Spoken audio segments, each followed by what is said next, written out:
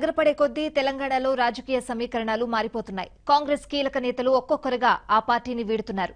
అధికార టీఆర్ఎస్ పార్టీలో చేరుతున్నారు. అయితే సీనియర్ నాయకురాలు డీకే అరుణ కాంగ్రెస్ ను వీడి బీజేపీ తీర్థం పుచ్చుకున్నారు.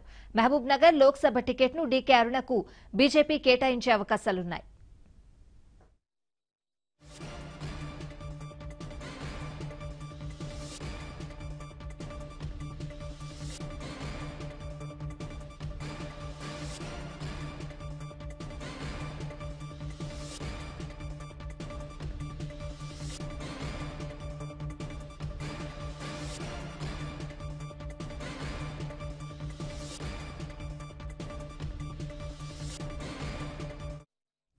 మాజీ మంత్రిగా ఉమ్మడి మహబూబ్ నగర్ జిల్లాలో కాంగ్రెస్ ను ఒంటి చేత్తో నడిపించిన డీకే అరుణ గత డిసెంబర్లో జరిగిన అసెంబ్లీ ఎన్నికల్లో ఓటమి పాలయ్యారు. బీజేపీ ప్రధాన కార్యదర్శి రామ్మాధవ్ చొరవతో నాటకీయ పరిణామాల మధ్య ఆమె కాషాయ కండువా కప్పుకున్నారు. పార్టీలో సముచిత స్థానం కల్పిస్తామని హామీ ఇవ్వడంతో నిన్న హుటాహుటిన ఢిల్లీ వెళ్లారు. బీజేపీ జాతీయ అధ్యక్షుడు అమిత్ షాతో చర్చలు జరిపి బీజేపీలో చేరారు.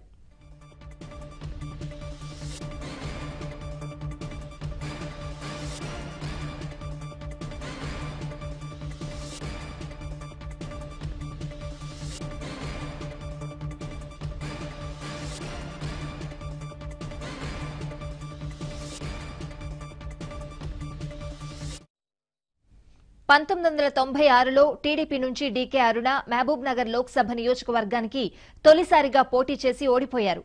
99లో కాంగ్రెస్ టికెట్ గద్వాల నుంచి అసెంబ్లీకి పోటీ చేసి ఓటమి పాలయ్యారు. 2004లో సమాజ్వాదీ పార్టీ నుంచి పోటీ చేసి విజయం సాధించారు. ఆ తర్వాత మళ్లీ కాంగ్రెస్ లో చేరారు. 2009, 2014 ఎన్నికల్లో గెలుపొందారు.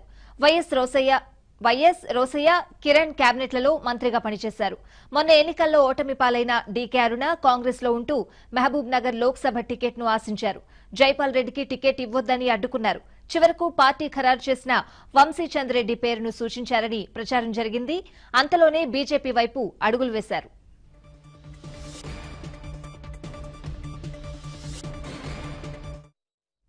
మహబూబ్ నగర్ లో డీకే అరుణ బీజేపీ అభ్యర్థిగా పోటీ చేస్తే టీఆర్ఎస్ లో సమీకరణాలు మారనున్నాయని తెలుస్తోంది.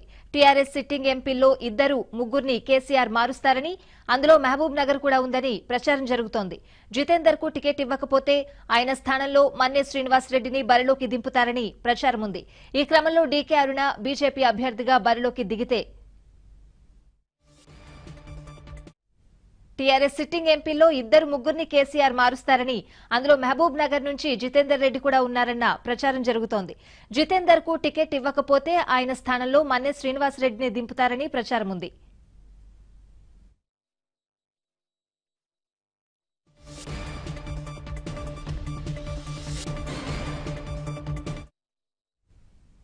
అయితే డీకే అరుణ బీజేపీ అభ్యర్థిగా పోటీకి దిగితే టీఆర్ఎస్ వ్యూహం ఏంటన్నది తేలాల్సింది. త్రిముఖ పోరు నెలకొనే అవకాశం ఉంటే మళ్లీ జితేందర్ రెడ్డిని టీఆర్ఎస్ బరిలోకి దింపే అవకాశాలు లేకపోలేదని విశ్లేషకులు భావిస్తున్నారు.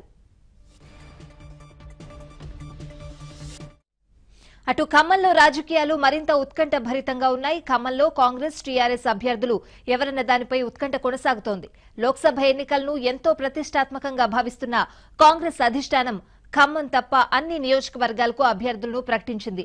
ఖమ్మం అభ్యర్థిపై ఇంకా స్పష్టత ఇవ్వలేదు.